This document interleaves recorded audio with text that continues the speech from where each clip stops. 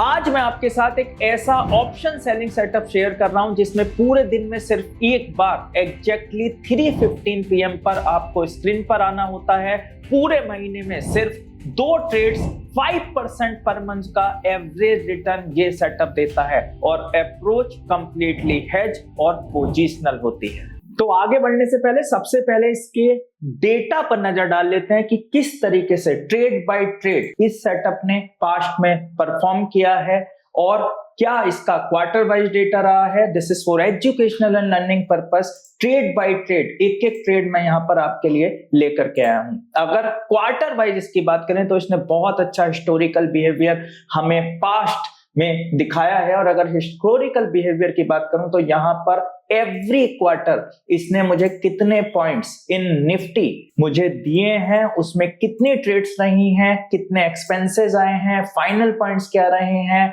और यहां पर 10 लॉट्स के हिसाब से मैंने इस पूरी कैलकुलेशन को लगाया है। तो हिस्टोरिकल बिहेवियर की बात करें तो ये इसका एवरी क्वार्टर हिस्टोरिकल बिहेवियर रहा है और मंथली एवरेज हिस्टोरिकल बिहेवियर इसका 5+ का रहा है। पूरे दिन में केवल और केवल एक बार 3:15 PM पर आपको स्क्रीन पर आना होता है। तो चलिए समझते हैं किस तरीके से काम करता है। तो सबसे पहले समझिएगा इस सेटअप पर आपको जो स्टडी यूज करनी है वो स्टडी यूज करनी है 1 डे टाइम फ्रेम की। तो यहां पर आप देख सकते हैं मैंने यहां पर 1 डे टाइम फ्रेम की स्टडी लगा ली है। तो यहां पर मैंने चार्ट लिया है 1 डे का और यहां पर आपको एक स्टडी लगानी है, उसका नाम है बॉलिंगर। लेकिन बॉलिंगर को किस तरीके से यूज करना है वो ध्यान से देखिएगा। यहां पर बॉलिंगर बैंड में मैं जो BB22 है इस लेंथ को मैं करूंगा 21 और जो इसका स्टाइल है वहां पर अपर बैंड को हम हाइड करेंगे, लोअर बैंड को हाई करेंगे, प्लॉट्स बैकग्राउंड को हाइड करेंगे, केवल और केवल मीडियन को रहने देंगे और वहां से हमें ये एक स्ट्रक्चर देखने के लिए मिलता है। अब काफी लोग यहां पर मुझसे बोल सकते हैं कि जो मैंने मिडिल बैंड को यूज किया है तो इसकी जगह हम डायरेक्ट SM में 21 भी यूज कर सकते हैं। तो मैंने ऐसा क्यों किया है, तो जहां पर इसके अपर बैंड और लोअर बैंड है उनका बहुत ही खूबसूरत यूज होता है जिसको हम भल्ला ट्रेडिंग कंसेप्ट बोलते हैं, तो वो भी मैं आपको बताऊंगा। उससे पहले समझते हैं कि ये किस तरीके से वर्कआउट करता है। तो यहां पर अगर हम फर्स्ट ट्रेड की बात करें कि ये ट्रेड कैसे बनता है, तो जो पहली ट्रेड हमें जनरेट हो रही है आप यहां पर देख सकते हैं हमने स्टार्ट किया है 3 अक्टूबर 2024 से। तो पहुंचते हैं 3 अक्टूबर 2024 को। तो यहां पर हमें पहली ट्रेड देखने के लिए मिलेगी 3 अक्टूबर 2024 को। ये ट्रेड कैसे जनरेट होती है पहले हम इसको समझते हैं। यहां से हमने इस फर्स्ट ट्रेड को उठाया है। सो 3 अक्टूबर 2024 को जिस क्वार्टर से मैंने इसको लिया है मैं आपको समझाने के लिए, यहां पर अगर आप देखेंगे तो 1 डे कैंडल क्लोजर 3:15 PM पर हमें स्क्रीन पर आना है। एवरी डे 3:15 PM पर ही आ पाएंगे और आकर के चेक करेंगे कि क्या मेरी जो कैंडल क्लोज हो रही है 3:15 PM पर वो इस मिड लाइन से नीचे हो रही है या ऊपर हो रही है। अगर कैंडल मिड लाइन से नीचे क्लोजर हो रही है तो हम कॉल लीप ऑप्शन सेल करेंगे और अगर कैंडल मिड लाइन से ऊपर क्लोजर हो रही है तो हम पुट लीप्स ऑप्शन सेल करेंगे। कॉल लीप ऑप्शन हम तब तक सेल किए रहेंगे जब तक 3:15 PM पर 1 डे क्लोजर पर मुझे इस लाइन से ऊपर का क्लोजर नहीं मिल जाता। और अगर हमने पुट लीप ऑप्शन सेल किया है तो तब तक हम उसे सेल किए रहेंगे जब तक हमें 1 डे कैंडल क्लोजर 3:15 PM पर कॉल सेल का सिग्नल नहीं मिल जाता। और एक चीज का आपको जरूर ध्यान रखना है कि आपको इसके बीच में कोई भी ट्रेड नहीं करना है, ओवर ट्रेडिंग नहीं करना है, मल्टीपल ट्रेडिंग नहीं करना है। ध्यान रखिएगा जितना कम आपका स्क्रीन टाइम होगा उतनी ज्यादा आप सिस्टमेटिक और रूल बेस्ड अप्रोच को लगा पाएंगे। तो यहां पर 3 अक्टूबर को हमें कॉल ऑप्शन सेल का ट्रेड बन रहा है। अब कॉल ऑप्शन सेल का सिलेक्शन कैसे करना है, किस स्ट्राइक प्राइस का सिलेक्शन करना है वो बहुत ज्यादा इंपॉर्टेंट है, बहुत ध्यान से देखिएगा। तो हमें ऐसे कॉल ऑप्शन सेल को ट्रेड करना है जो लीप ऑप्शन सेल हो। तो जैसे अगर क्वार्टर 1 में ट्रेड आती है तो मार्च ऑप्शंस, क्वार्टर 2 में ट्रेड आती है तो जून का ऑप्शन, क्वार्टर 3 में ट्रेड अगर मेरे पास आती है तो सितंबर एक्सपायरी का ऑप्शन, और क्वार्टर 4 में ट्रेड आती है तो दिसंबर का एक्सपायरी ऑप्शन। तो ये क्वार्टर 4 का यहाँ पे मैंने लिया है, 3 अक्टूबर को ट्रेड आ रही है तो यहाँ पर दिसंबर मंथ का एक्सपायरी ऑप्शंस लेंगे और ऐसा स्ट्राइक प्राइस लेंगे जो 500 से 1000 के मल्टीपल्स में हो, क्योंकि जो 500 से 1000 के मल्टीपल्स के निफ्टी के स्ट्राइक्स होते हैं वो हाईली लिक्विड होते हैं लीप्स ऑप्शंस में, और उसमें हमें कितना भी वॉल्यूम करने में कोई ट्रबल नहीं आता है। सेकंड थिंग, वो ऑप्शन ओटीएम होना चाहिए। एंड थर्ड थिंग, उस ऑप्शन का जो प्राइस रेंज है वो 200 से 350 की रेंज के बीच का होना चाहिए। कई बार ऐसा हो सकता है कि लिक्विडिटी की प्रॉब्लम होने की वजह से ये थोड़ा बहुत प्राइस ऊपर नीचे हो सकता है। तो अगर मैं यहाँ पर रूल बुक की बात करूं तो सबसे पहली चीज, हमने 1 डे कैंडल का टाइम फ्रेम लगाया, क्लोजर पर आना है, ट्रेड का एंट्री और एग्जिट टाइम दोनों 3:15 PM है, इसके अलावा आपको स्क्रीन पर बिल्कुल भी नहीं आना है। बीबी बॉलिंगर बैंड की मैंने स्टडी लगाई है, 21-2 पे उसको रखा है और मिडिल बैंड को हमने यूज किया है। स्ट्राइक प्राइसेस में 500 से 1000 के मल्टीपल को स्ट्राइक प्राइसेस को हमें यूज करना है। जो ऑप्शन प्रीमियम हमें सेल करना है वो अराउंड 200 से 350-400 की रेंज का यूज करना है। And try to keep it OTM, जैसा कि मैंने आपको बताया कई बार लिक्विडिटी इशू होने की वजह से थोड़ा बहुत ऊपर नीचे हो सकता है। तो जैसे मैंने यहाँ पे 300 से 400 लिखा है, कई बार ये ऐसा भी हो सकता है कि हमें 200 तक की रेंज और ऊपर 450 तक की रेंज भी मिल जाती है, क्योंकि लीव्स के ऑप्शंस में हमें कई बार लिक्विडिटी का थोड़ा सा इशू देखने के लिए मिल सकता है। हालांकि जो मैंने आपको रूल्स बताए उसमें आपको बहुत अच्छी लिक्विडिटी मिलती है। अब यहाँ पर हमें किस तरीके से ट्रेड बनाना है, तो यहाँ पर आप देख सकते हैं, यहाँ पर 3 अक्टूबर को 3:15 PM पर अगर आप यहाँ पर देखेंगे तो 3 अक्टूबर ट्रेड एंट्री डेट रहा है। हमने 26,500 की कॉल ऑप्शन 3:15 PM पर हमें प्राइस मिला है 303 का। तो इस प्राइस पर हमने इसको पास्ट डेटा के हिसाब से हमें यहाँ पर सेल सिग्नल जनरेट हुआ है। अब हमें, क्योंकि हमने एक ऑप्शन को सेल किया है तो ऑब्वियसली क्योंकि ये पोजिशनल ऑप्शन सेल ट्रेड है तो हम इसकी हेजिंग भी करेंगे। हेजिंग कैसे करनी है, जिस स्ट्राइक प्राइस के ऑप्शन को सेल किया है उससे अप्रोक्स 2% डिस्टेंस का, जैसे यहाँ पर 26,500 का स्ट्राइक हमने सेल किया है तो इस स्ट्राइक प्राइस से 2% डिस्टेंस जो कि बनता है अप्रोक्स 500 पॉइंट्स, उसका हम कॉल ऑप्शन बाई करेंगे। और कौन सा कॉल ऑप्शन बाई करेंगे, मंथली का। तो यहाँ पर 26,500 का कॉल ऑप्शन हमने सेल किया जिसकी एक्सपायरी है 26 दिसंबर लीव्स की, और इसकी हमने हेजिंग की है 27,000 की कॉल से जिसकी एक्सपायरी है अक्टूबर के मंथ की, जो कि हमें मिली है एट ए प्राइस ऑफ 12। अब हमें इस ट्रेड में क्या करना है, अब हम ध्यान से देखते हैं इस ट्रेड में अब हमें क्या करना है। अब हमें पूरे दिन में केवल और केवल 3:15 पर आना है और ये चेक करना है कि क्या हमें पुट ऑप्शन सेल में जाना है। अगर जाना है तो ठीक है, वरना हम ट्रेड में बने रहेंगे।